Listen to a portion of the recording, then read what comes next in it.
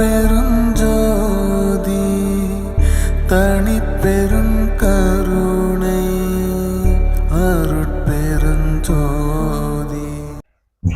அருட்பெரும் ஜோதி அருட்பெரும் ஜோதி தனிப்பெரும் கருணை அருட்பெரும் ஜோதி. எல்லா உயிர்களும் இன்புற்று வாழ்க, வள்ளல் மலரடி வாழ்க வாழ்க. பொல்லா விரதம் உலகமெல்லாம் ஓங்குக. தர்மம் தொலைக்காட்சி நேயர்களுக்கு வணக்கம். அதே நேரத்தில் உலக பொதுமக்கள் அனைவருக்கும் வணக்கம். ஐயா வணக்கம். ஐயா வணக்கம். ஐயா நீங்க இந்த ஒரு புத்தாண்டு இந்த பொங்கலுக்கு அப்புறமா ஒரு அற்புதமான முடிவு எடுத்திருக்கீங்க. சரிங்க. அது என்னன்னா, யூடியூப் மக்களுக்கு நீங்க லைவ் கொடுக்கலாம். அதாவது அன்றாட நம்ம பண்ற அந்த வேலைகளை லைவ்ல நம்ம மக்களுக்கு பதிவு பண்ணலாம் அப்படின்னு ஒரு ஐடியா பண்ணிருக்கீங்க. இதோட நோக்கம் என்னய்யா? அருமையான கேள்வி கேட்டீங்க, ரொம்ப சந்தோஷம். இந்த தர்மம் தொலைக்காட்சி நான் ஆரம்பிச்சதுக்கு காரணமே என்னன்னு பார்த்தீங்கன்னா, உலக மக்கள் அனைவரும் அறியாமையில் இருக்கிறாங்க. அந்த அறியாமையை போக்க வந்தவர் தான் எல்லா ஞானிகளும். அது முனிவராக இருக்கட்டும், ஞானியாக இருக்கட்டும், சித்தராக இருக்கட்டும், எல்லாருமே அந்த அறியாமையை அது ஒரு பெரிய வழி, அந்த அறியாமை. அப்போ அந்த அறியாமையில் முதல் எதுன்னு பார்த்தீங்கன்னாக்கா, அசைவ உணவை சாப்பிட்றாங்க. அப்போ அந்த அசைவ உணவு எதுக்காக சாப்பிடக்கூடாதுன்னு எல்லா ஞானியும் சொல்லி வச்சிருக்கிறாங்க. அந்த அசைவ உணவு எதனாலன்னா, நமக்கு முதல் பார்த்தீங்கன்னா நோய் முதல் வரும். அது அசைவ உணவு சாப்பிட்றதுனால.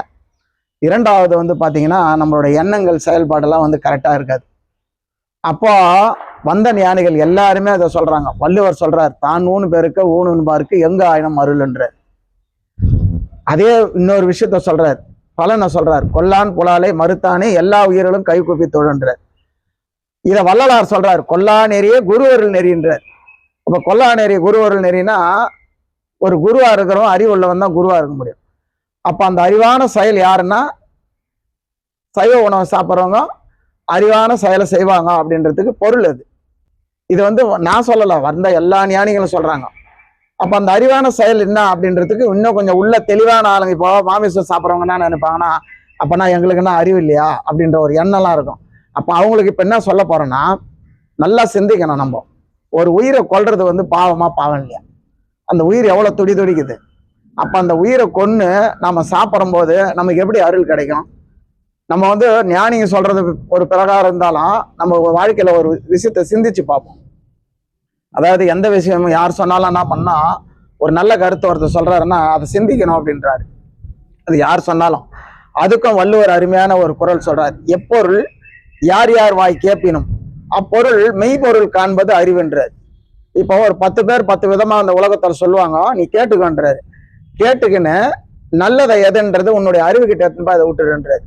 அதான் சொல்றாரு, எப்பொருள் யார் யார் வாய் கேட்பினும் அப்பொருள் மெய்ப்பொருள் காண்பது அறிவு. மெய்னா நல்லது, அந்த மெய்ப்பொருள் காண்பது அறிவுன்னு சொல்லிட்டு திருக்குறள்ல வள்ளுவரே அவ்வளவு அற்புதமா சொல்லிட்டார்.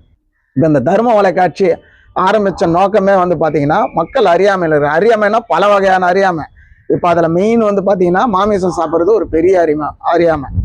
அதே மாதிரி பாத்தீங்கன்னா, இந்த திஷ்டின்ட்டு பாத்தீங்கன்னா, இந்த பூசணிக்காய் உடைப்பாங்க, தேங்காய் உடைப்பாங்க, இந்த எலுமிச்சை பழம் உடைப்பாங்க, இது மாதிரிலாம் உடைப்பாங்க. அப்போ நான் என்ன சொல்கிறேன், இதெல்லாம் உடம்புக்கு சத்தான பொருளை வீணாக்குறாங்க. திஷ்டின் நம்ம திஷ்டின்றதை இது மாதிரி ஒரு ஒரு உருவாக்கி வச்சுட்டானுங்க ஆளுங்கெல்லாம். அந்த மாதிரி உருவாக்க எல்லாமே உருவாக்கணும் தான். ஜாதி உருவாக்கி இருக்கிறான், மதம் உருவாக்கிறான், இனம் உருவாக்கி இருக்கிறான். இதை மாதிரிலாம் உருவாக்கி மக்கள் அதில் ஒரு அடிமையாக்கி வச்சுட்டாங்க. அதே போல் பக்தி. இப்போ இன்னைக்கு பார்த்தீங்கன்னா கோவில் இதெல்லாம் போகிறாங்க. இப்போ அந்த பக்தி நாம தான் ஒரு கோவிலை கட்டுறோம். அந்த கோவிலுக்கு நாம தான் தெய்வம் இருக்குதுன்ட்டு போகிறோம். அங்கே அந்த பக்தின்ற பேரில் பார்த்தீங்கன்னா ஏகப்பட்ட மக்கள்கிட்ட பணத்தை வசூல் பண்ணுறாங்க. இப்போ சாமி பணம் வசூல் பண்ணுன்னு சொல்லிச்சிங்களா? எந்த சாமினா வசூல் பண்ணுன்னு சொல்லிச்சுன்னா இல்லை. அப்போ இவங்க என்ன பண்ணுறாங்க, அதை ஒரு வியாபாரம் ஆகிட்டாங்க அந்த உலகத்தில். அப்போ இதெல்லாம் நல்ல செய்திகளை, நல்ல மக்களுக்கு நல்ல கருத்தை இந்த தர்ம தொலைக்காட்சி மூலிமா நம்ம சொல்லணும்னு அர்த்தம். இதே போல பல தொலைக்காட்சிகள்லாம் என்னை எடுத்துருக்கிறாங்க. ராஜ் வெப் நியூஸ்னு ஒருத்தர் செந்தில்குமார் எடுத்தாரு. கலச மீடியான்னு சொல்லிட்டு சரவணான்னு சொல்லிட்டு தம்பி, அவர் தான் இப்போ நடமாடம் அபூர்வ சித்தர்ன்ட்டு ஒரு 4 மாதத்துக்கு முன்னாடி எடுத்தாரு. தமிழன் சேனல், இந்த மாதிரி பல சேனல்களில் நான் பேசியிருக்கிறேன். எதுக்காகனா, மக்கள் எல்லா வளமும் நலமும் பெறணும். அவங்க என்ன வளம் நலம் பெறணும்? நல்ல அறிவோடு இருக்கணும், நல்ல சிந்தனை பண்ணணும், வாழ்வில் நோய் இல்லாமல் இருக்கணும்.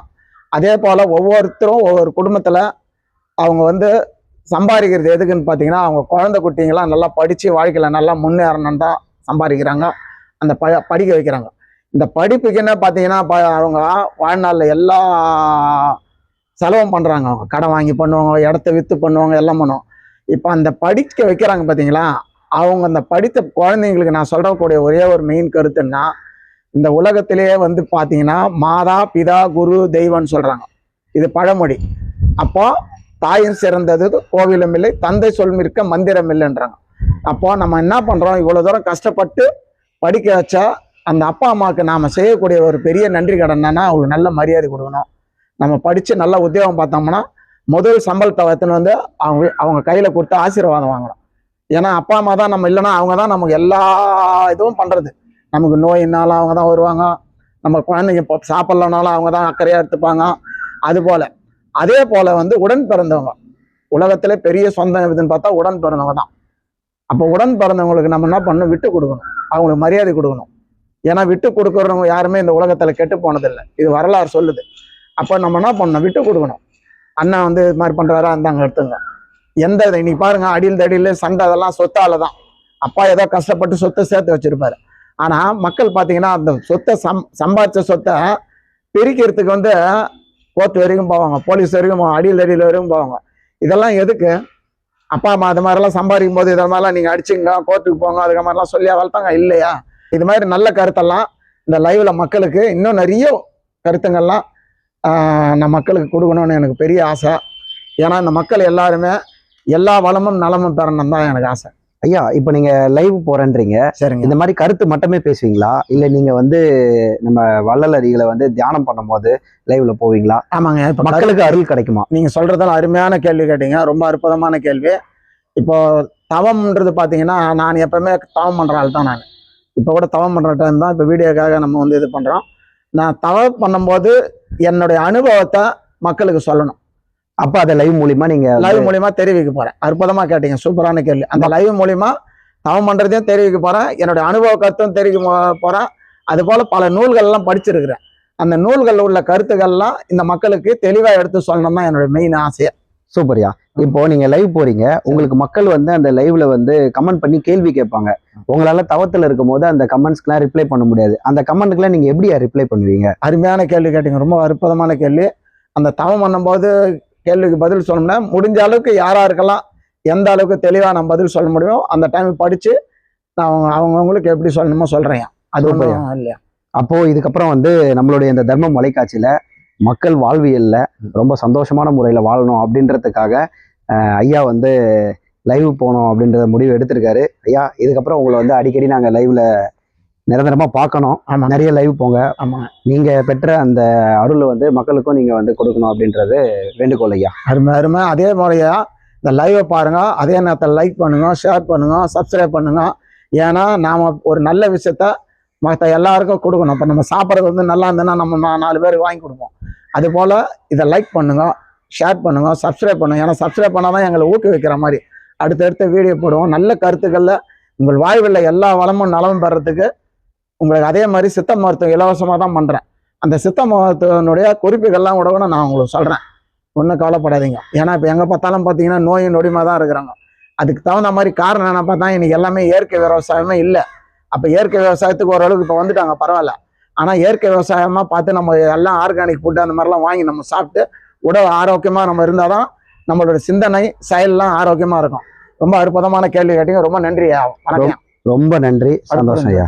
அருட்பெருஞ்சோதி அருட்பெருஞ்சோதி தனிப்பெரும் கருணை அருட்பெருஞ்சோதி எல்லா உயிர்களும் இன்புற்று வாழ்க, வள்ளல் மலடி வாழ்க வாழ்க. நன்றி, வணக்கம் ஐயா. வணக்கம். அருட்பெருஞ்சோதி அருட்பெருஞ்சோதி.